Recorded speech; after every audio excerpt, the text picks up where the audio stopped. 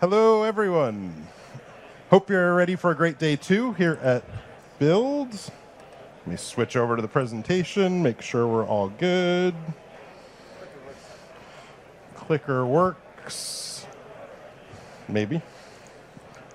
Clicker works. Great. So if you couldn't tell from the title, which is Work with Files Everywhere, we're going to talk about files in Office 365, SharePoint, OneDrive, Microsoft Graph, all the good stuff to get the most out of your business data in the cloud. So we're going to start with a quick overview for those that don't know what's available. There's some super helpful resources to get started. Graph.microsoft.com. If you leave with one thing today, remember graph.microsoft.com because it is your place to get started with pretty much everything.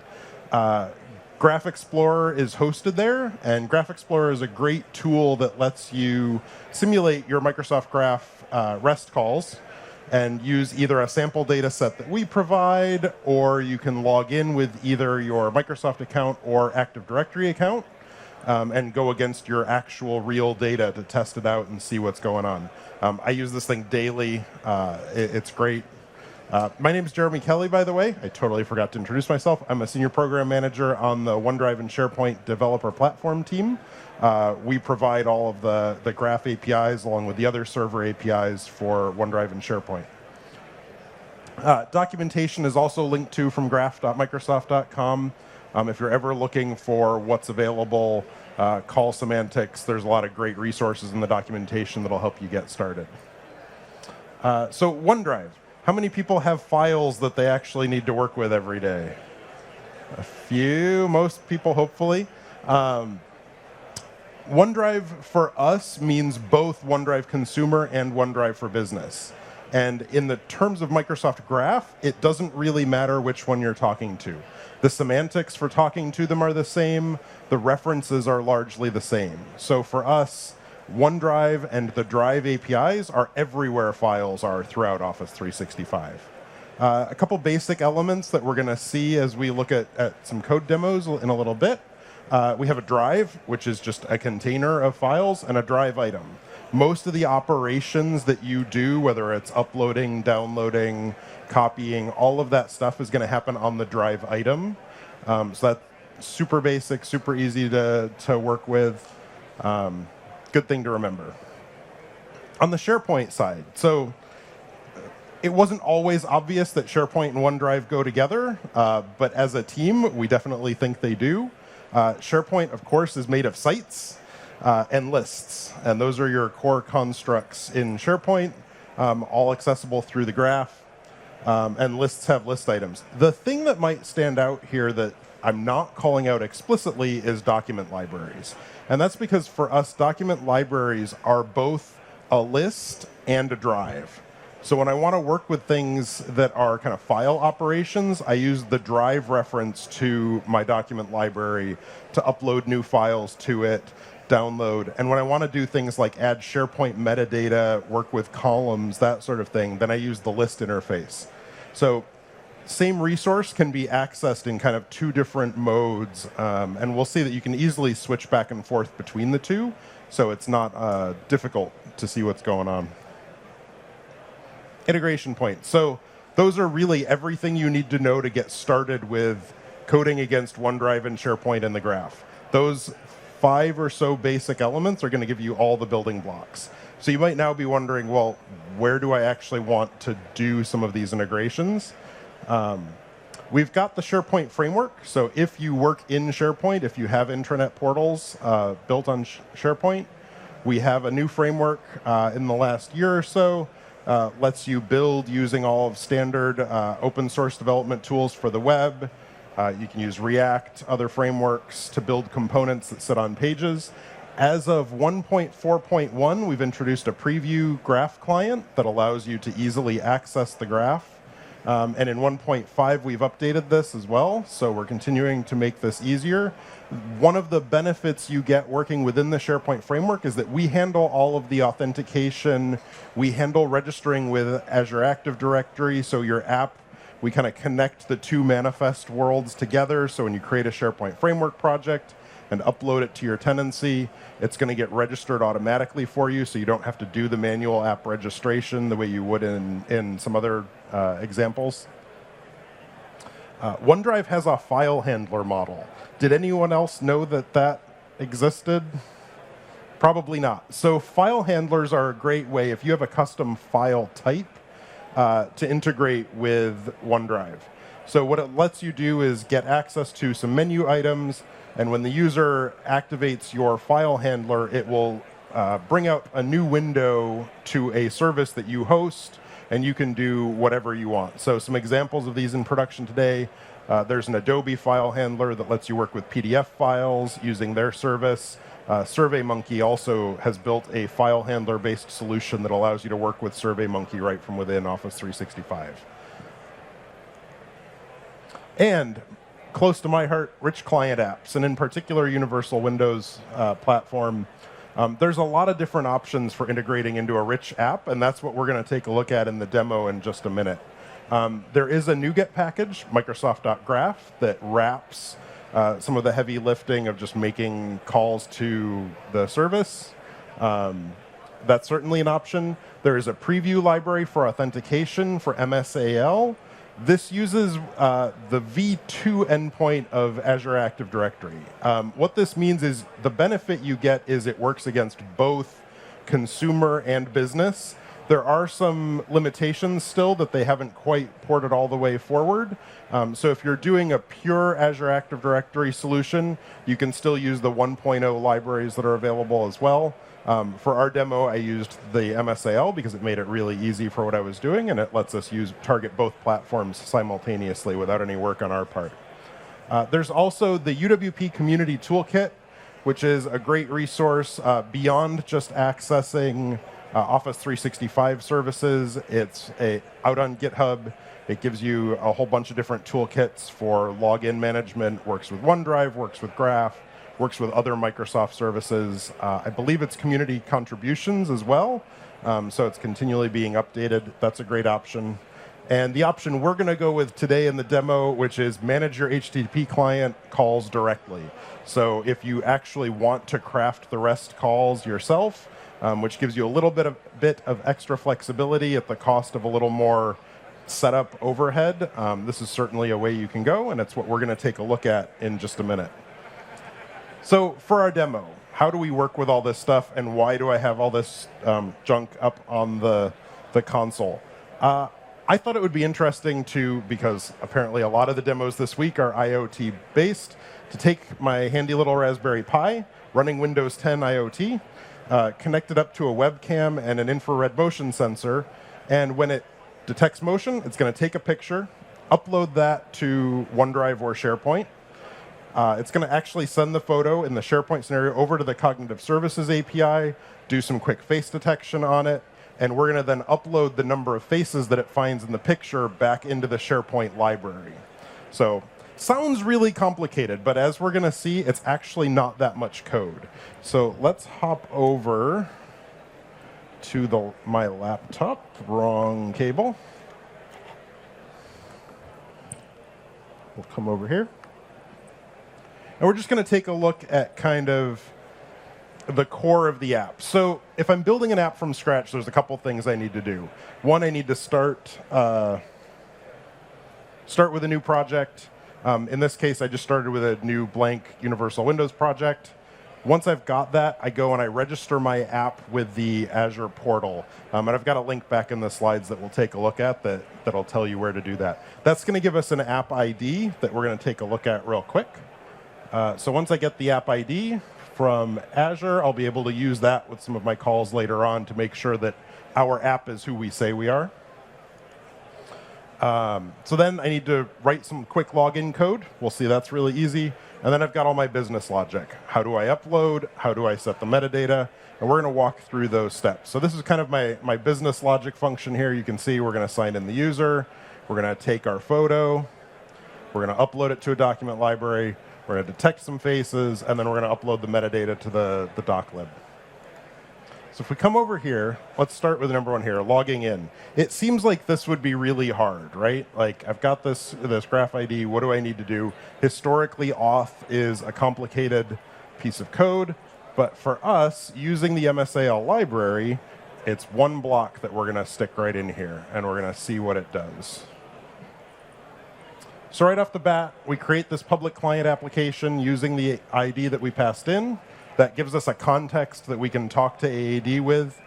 Once we do that, we call acquire token async. We pass in the scopes that we want. So when I registered my app, I had to say what scopes I wanted that app to have. In my case, I said I want to be able to read the user profile.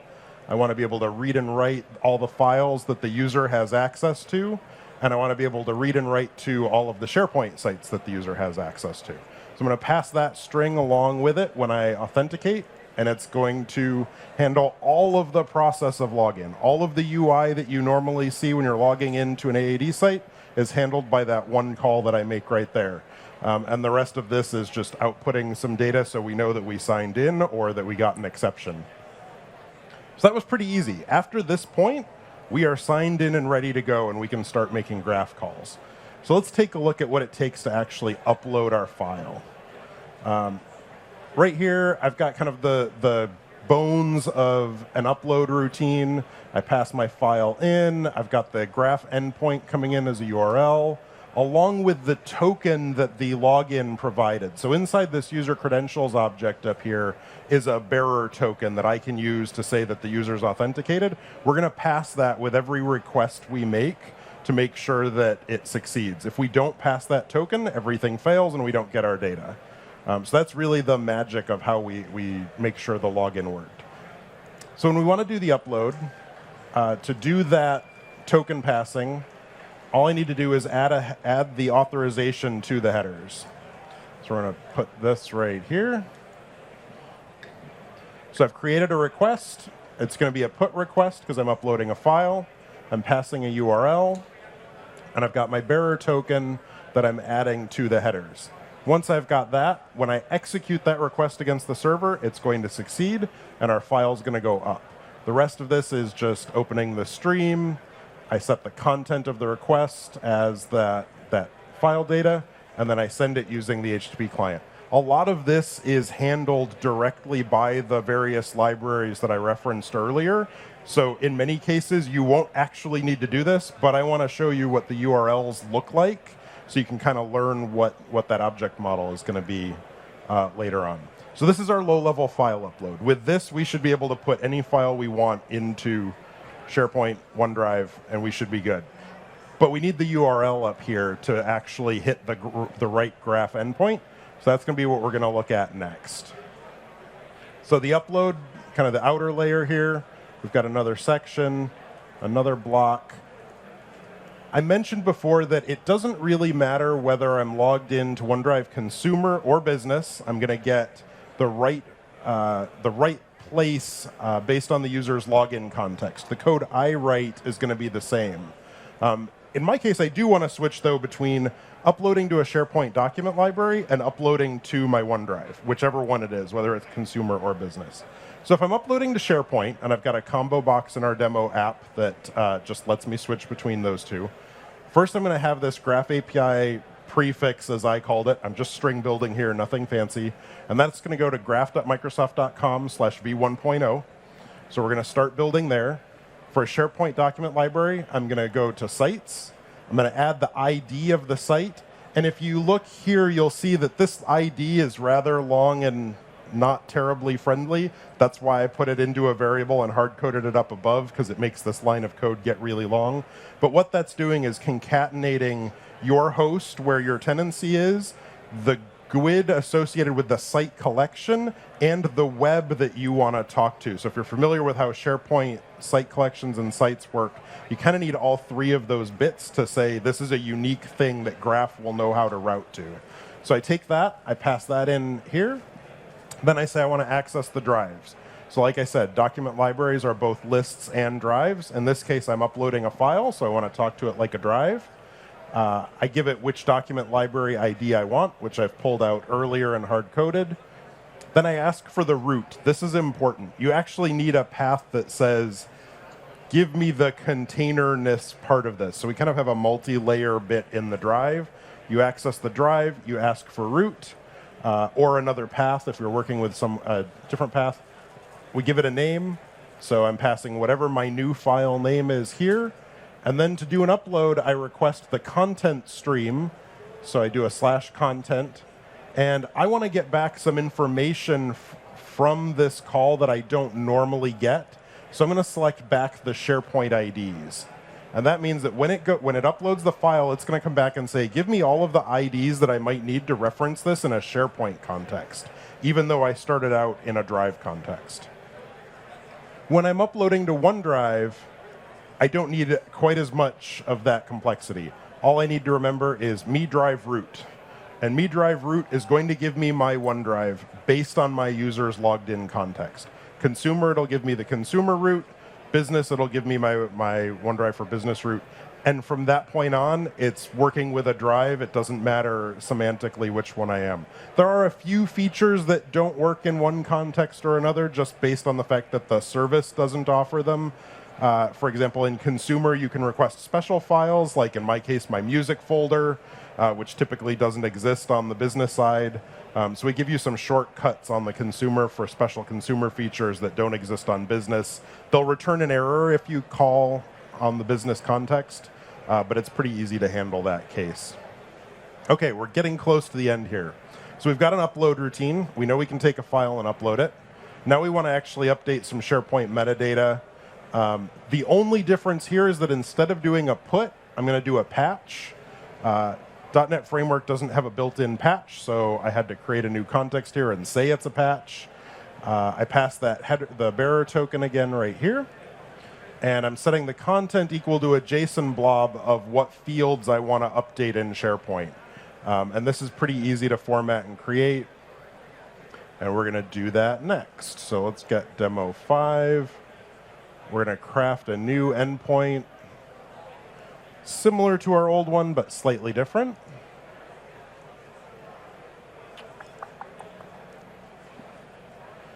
And that, in this case, we're going to go sites.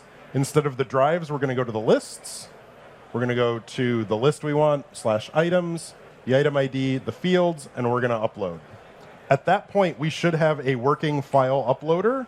And I've already pre-compiled onto the Raspberry Pi to make this a little faster, because we're getting pretty close to time. And let's see what we get over here. So I've got my login screen. I got this right from that one line of code that I showed earlier. Let me find my mouse so I can set the focus.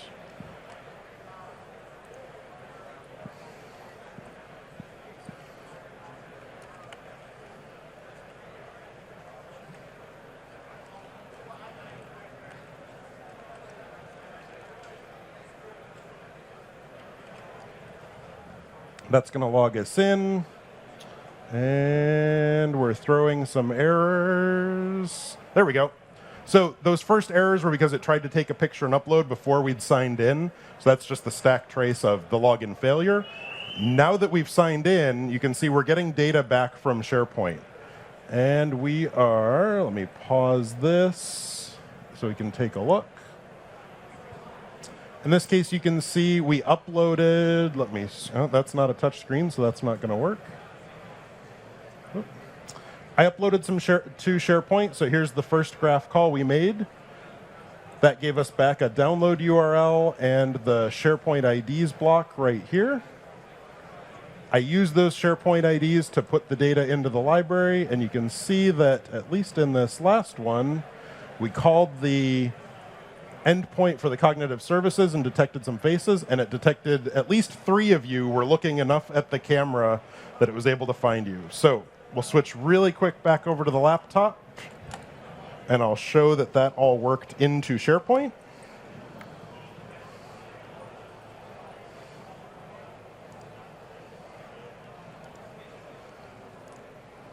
And if we refresh this, you can see well, here's a few seconds ago, about a minute.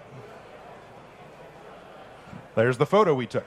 So not a whole lot of code to make this work. We needed to do the upload. We needed to do the metadata patch. The rest of it was really the business logic, making sure that I had all of the the camera and the sensors and the cognitive services. The cognitive services is literally about one line of code to make that work and do the face detection out of the image. I was super impressed with how fast I could do that. So, like I said, one thing to remember, graph.microsoft.com. It's your home if you're working with graph stuff. You'll find everything you need there. And also user voice. We are always listening, taking feedback, looking for feature suggestions. If there's something in the API you need that you don't see, put it on user voice. We use that to inform our backlog of features that go into what shows up for OneDrive and SharePoint. So thanks, everyone, for coming out. I hope you learned at least a little bit about what we've got. Please evaluate the session. Let me know how I did, and enjoy the rest of your day.